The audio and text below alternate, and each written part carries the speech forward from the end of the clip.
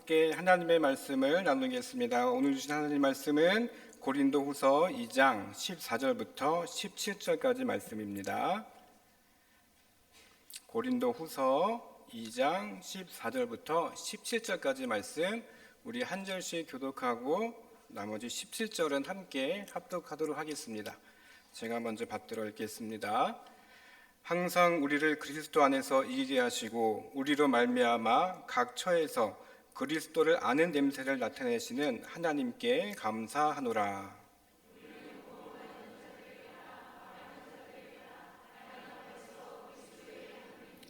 이 사람에게는 사망으로부터 사망에 이르는 냄새요, 저 사람에게는 생명으로부터 생명에 이르는 냄새라. 누가 이 일을 감당하리요? 우리는 수많은 사람들처럼 하나님의 말씀을 혼잡게 하지 아니하고 곧 순전함으로 하나님께 받은 것 같이 하나님 앞에서와 그리스도 안에서 말하노라. 아멘. 우리 옆에 분과 인사하시겠습니다. 당신은 향기로운 사람입니다. 네, 우리가 살아가면서 알아야 할 것 중에 하나가 이 냄새, 향기가 아닐까, 그런 생각을 해보게 됩니다. 우리가 서로 다른 문화에 살면서요, 사람들은 상대에 대한 냄새에 잘 익숙하지 못하는 경우가 많이 있습니다. 제가 청년 시절에 태국에 1년 동안 단기 선교를 다녀온 적이 있습니다.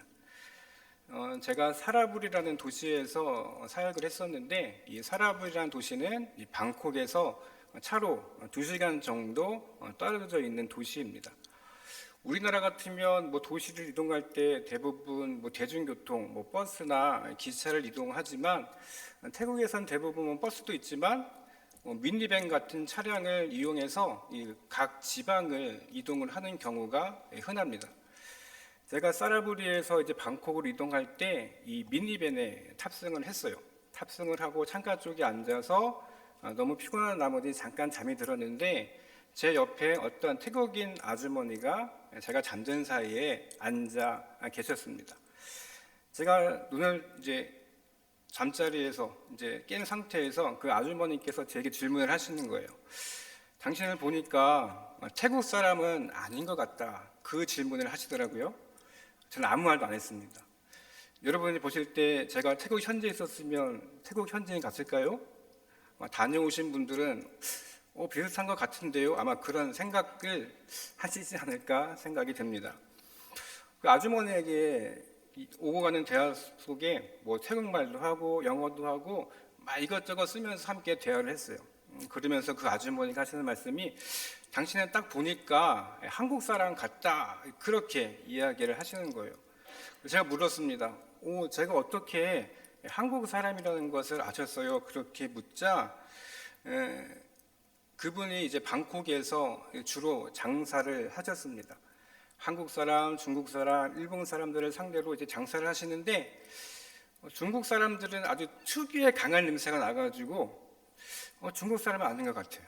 그런데 한국 사람 아니면 일본 사람 같은데 몸에서 나는 특유의 향기, 마늘 냄새 같기도 하고 고춧가루 냄새 같기도 하는 그런 특유의 향기 때문에 한국 사람이라는 것을 대번 알았다고 합니다. 참 신기하죠? 여러분들, 우리가 이렇게 같이 모여 있으면 우리는 같은 냄새를 풍기기 때문에 서로에 대해서 잘 분간을 하지 못합니다. 그런데 여러분, 이 자리에 혹시 우리와 다른 이방인, 또 외국인이 이 자리에 앉아 있다고 생각을 해보세요.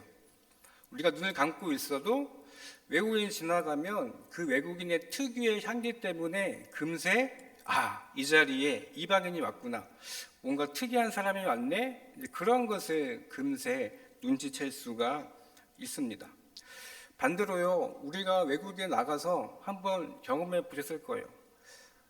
예를 들어 성지순례나 또 외국에 가셔가지고 한국 음식이 너무 그리운 나머지 한국 식당을 발견하게 되면 금세 그 한국 냄새가 풍겨오죠. 그 냄새 맡으셨을 때 기분이 어떠셨습니까? 무척 반가우셨을 거예요. 맞아요. 우리는 이처럼 냄새에 익숙하고 이 향기에 익숙합니다. 그렇다면 냄새와 이 향기의 차이는 무엇일까 한번 생각을 해봤습니다. 냄새, 향기 같은 의미예요. 어떻게 보면 좋은 것, 나쁜 것, 이중적인 의미가 있습니다. 우리가 조그만 감탄사만 앞에 넣어도요, 이 냄새라는 단어가 좋은 의미인지 나쁜 의미인지를 알 수가 있습니다.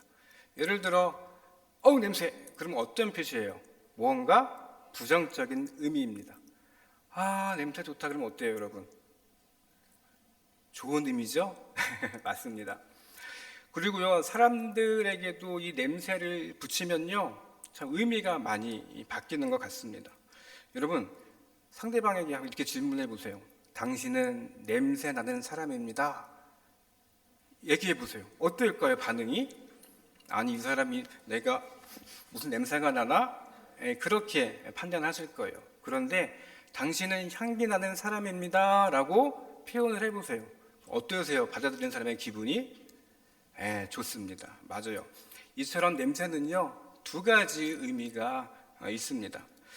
오늘 본문을 생각해 보시면서 이 냄새의 의미를, 이 향기의 의미를 함께 우리가 생각해 봤으면 좋겠습니다.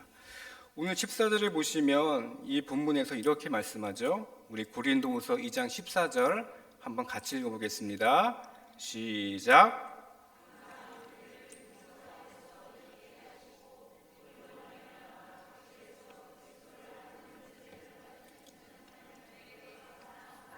아멘.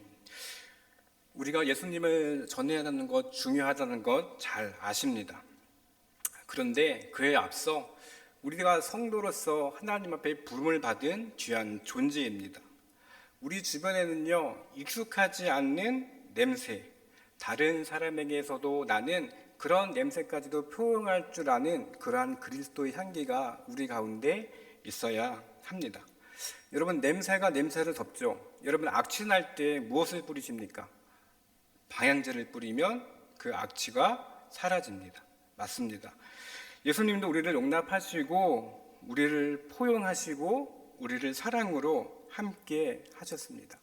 그렇기 때문에 그리스도의 향기가 우리 가운데 있을 때 그 향기가 멀리 퍼져 나가는 것입니다. 14절에 보시면 우리로 말미암아 그렇게 말씀하고 있습니다. 당시에는 사도 바울과 그 일행들을 지칭하지만 오늘날에는 우리 모든 성도들에게도 적용되는 말씀입니다. 그리스도를 아는 냄새 때문에 우리가 생명 되신 예수님, 구원자 되신 예수님을 당당하게 전할 수 있는 것입니다. 여러분, 잘 아시는 대로 바울이 예수님을 만나기 전에 얼마나 많은 그리스도인들을 괴롭혔습니까? 그의 행적을 보면요, 진짜 악취를 풍길 만한 그런 인물이었습니다. 그런데 그가 진정 예수님을 만나고 변화됐습니다. 그의 삶이 어떻게 됐습니까? 예수의 향기를 전하는 귀한 하나님의 사람이 되었다는 것을 우리가 알 수가 있는 것입니다. 그래서 15절에 말씀합니다. 우리는 구원받은 자들에게나 망하는 자들에게나 하나님 앞에서 그리스도의 향기다, 그렇게 말씀을 하고 있습니다. 여러분, 평소에 계속 주님의 말씀을 붙잡고 계십니까? 우리의 삶을 통해서 하나님이 역사하신다는 것을 늘 붙잡고 계십니까? 여러분, 그 냄새를 맡고 우리가 풍기는 그리스도의 그 진한 향기를 맡고 많은 사람들이 우리 뒤에 계신 그 예수님을 깨닫고 알게 되는 것입니다. 여러분, 아동문학가 권정생 선생님을 아십니까? 혹시 강아지똥 들어보셨죠? 몽실 언니 들어보셨을 거예요. 그 작품을 쓴 선생님, 이 권정생 작가입니다. 이분도요, 참 불우한 유년기를 보냈습니다. 병든 몸으로 아무것도 할 수 없어서 안동에 있는 일찍교회에서 종을 치면서 항상 밤낮으로 하나님 앞에 자신을 기도를 통해서 하나님, 내가 어찌하여 이렇게 불우한 환경 가운데 있습니까? 하나님, 어찌하면 좋겠습니까? 라는 그런 통곡과 안타까움 속에 쓴 책이 여러분들 잘 아시는 강아지 똥입니다. 어떻게 보면 인간적인 모습으로 보면 전혀 향기를 낼 수 없는 그러한 처지에 있었음에도 불구하고 누구를 붙들었습니까? 하나님을 붙들었습니다. 하나님 앞에 기도하고 매달렸습니다. 그래서 어떻게 됐습니까? 여러분들 잘 아시는 이 작품들을 통해서 사람들에게 그리스도의 향기를 온전히 전하는 귀한 작가가 되었다는 것을 생각해 볼 수가 있습니다. 여러분, 이렇듯 우리의 삶을 통해서 누군가에게 우리의 향기를 드러낼 수가 있는 것입니다. 어떤 상황 가운데 있더라도 하나님만 붙들고 나가시는 귀한 성도들이 되시기를 간절히 축원합니다. 우리가 주의할 부분이 있습니다. 아까도 얘기했죠. 냄새에는 두 가지 의미가 있다고 했습니다. 나쁜 의미, 좋은 의미. 여러분, 이 하나님께서 우리에게 주신 이 말씀을 통해서 우리가 더욱더 생각해 봐야 될 것은 우리가 과연 어떤 냄새를 풍기는 그리스도인이 되어야 할까를 여러분 진지하게 생각해 봤으면 좋겠습니다. 우리가 생명의 냄새도 풍기지만 그리스도의 냄새가 아닌 우리의 냄새를 풍길 때 그 냄새는 어떤 냄새가 되겠습니까? 우리의 냄새만 풍기고 예수의 생명이 아닌 우리의 자랑만 내세우고 우리의 이력만 내세우는 그런 행동만 앞선다면 그 향기는 주님의 향기가 될 수 없는 것입니다. 여러분들 잘 아시는 대로 사도 바울은요, 그리스도의 냄새의 역할로서 자신의 역할을 충분히 감당했습니다. 전혀 교만하지 않고 그 자리에 서서 만족했으며 자신들의 행동들을 조심하면서 그 자리를 지키며 그리스도의 향기를 퍼뜨려 나갔습니다. 여러분, 사도 바울이 고린도 교회 때문에 얼마나 많은 고초와 아픔을 겪었습니까? 모르겠습니다. 여러분들 교회 생활 하시면서 신앙 생활 하시면서 누구나 고초와 실망과 아픔을 겪습니다. 그럼에도 불구하고 사도 바울은 이 자리를 지켰습니다. 자신의 자리를 끝까지 지킴으로 말미암아 그리스도의 향기를 널리 퍼뜨렸습니다. 여러분도 사도 바울을 닮아서 이 자리, 이 믿음의 자리를 굳건히 지키시기를 간절히 축원드립니다. 오늘 14절을 보시면 이렇게 얘기합니다. 각 처에서 풍긴다 말씀하고 있죠. 공동 번역에 보면 모든 곳에서 그리스도의 향기를 풍긴다는 것입니다. 내가 가는 곳마다 내가 어디에 있든지 또 어느 곳에 있든지 그리스도의 향기를 풍긴다, 그렇게 말씀하고 있습니다. 냄새의 이중성 아까 말씀드렸습니다. 죽음의 향기, 생명의 향기. 특별히 16절에서 이렇게 말씀하고 있죠. 우리 16절 함께 읽어보겠습니다. 시작.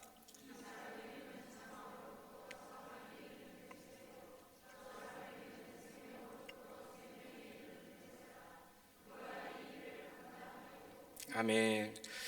무슨 말씀입니까? 어떤 사람에게는 죽음에 이르는 냄새고 어떤 사람에게는 생명에 이르는 냄새일 수 있다는 것입니다.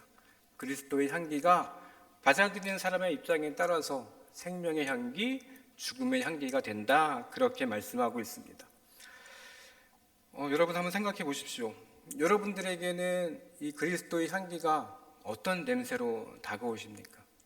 진정 그리스도의 향기가 여러분들에게는 생명의 향기입니까? 아니면 여러분들을 얽매고 있는 뭔가 죽음과 같은 냄새인지 한번 여러분들을 잘 돌아봤으면 좋겠습니다.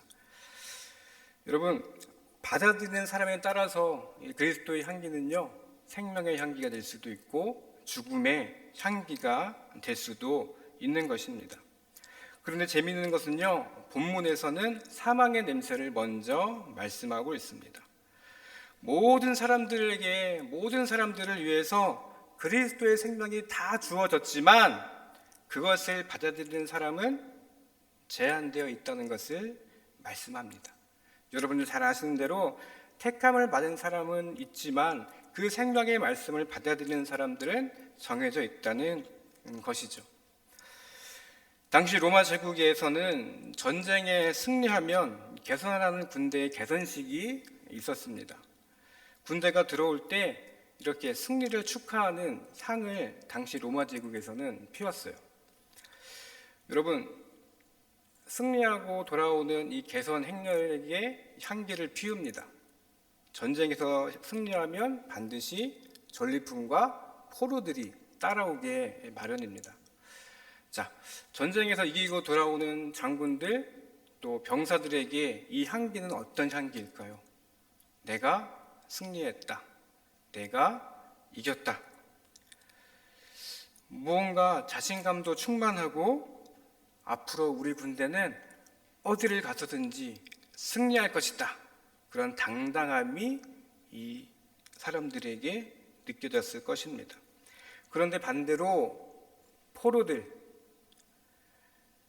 그리고 이 전리품과 함께 있었던 사람들에게는 이 향기가 그저 죽음의 향기와 같았을 것입니다.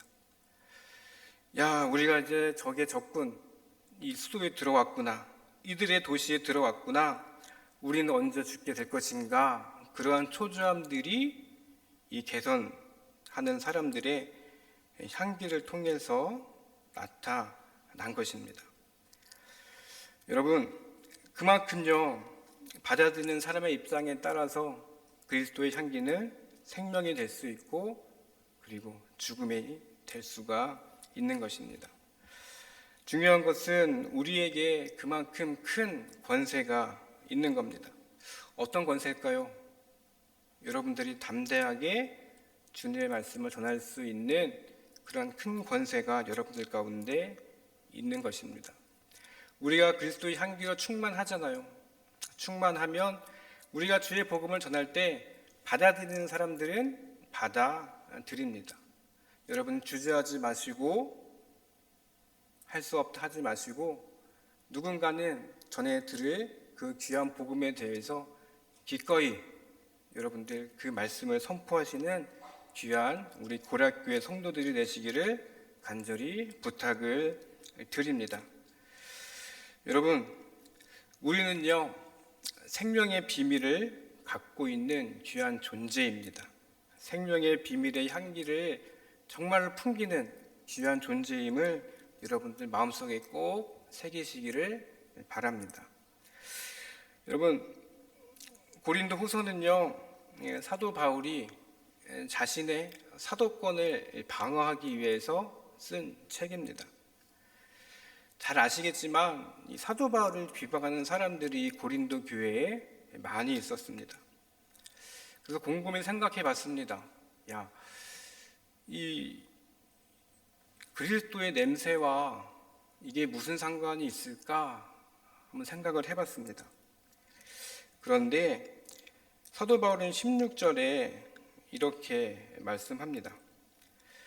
누가 이런 냄새 풍기는 일을 감당하리요? 그렇게 말씀합니다. 누가 감당하리요? 누가 감당하는 것입니까? 누가 감당합니까?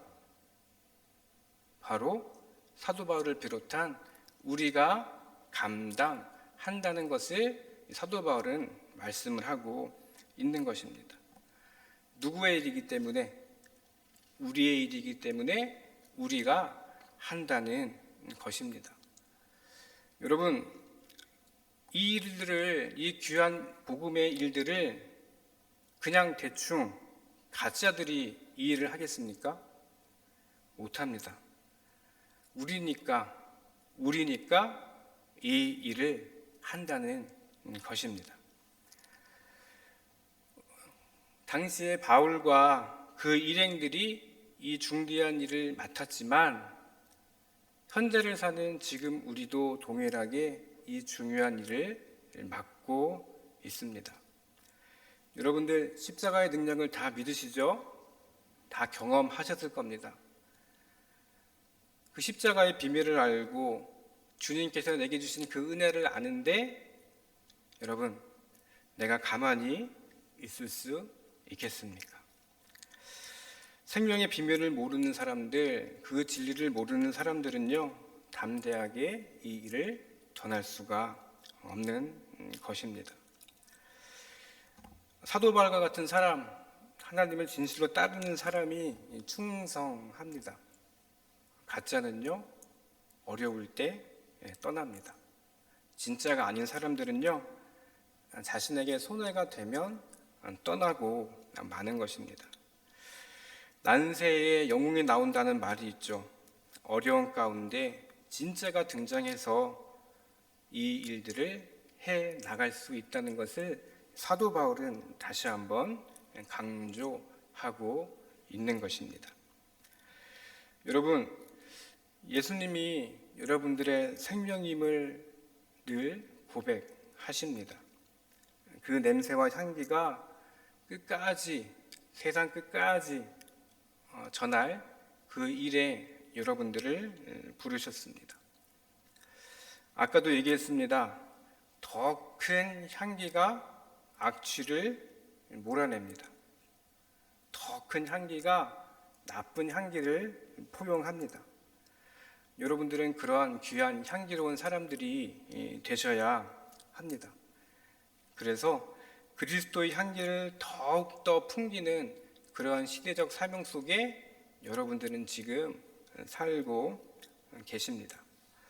여러분, 우리 모두가 사도 바울처럼 복음의 향기로 물들어서 영혼을 살리는 일에 앞장서는 그러한 우리 귀한 골략교회 성도들이 되셨으면 좋겠습니다. 주님을 붙들고 사시면서 나를 얽매고 조이고 나를 구렁텅이에 빠져넣는 그런 어떤 상황 가운데 빠지더라도 항상 주님을 붙들고 살아가셨으면 좋겠습니다.